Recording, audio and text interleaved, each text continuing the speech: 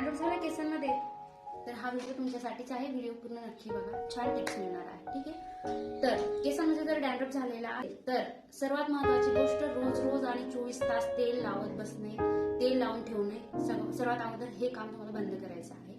कारण डॅन्ड्रफ आपल्याला केसांपासून वेगळा करायचा आहे, ना की तो केसांना चिटकून ठेवायचा आहे. ठीक आहे. तेल लावल्यामुळे डॅन्ड्रफ कमी होत नाही. एक फंगल आहे, फंगल इन्फेक्शन आहे आणि ते आपल्याला रोज रोज शॅम्पू करून, रोज रोज हेअर वॉश करून ते आपल्याला संपवायचं आहे.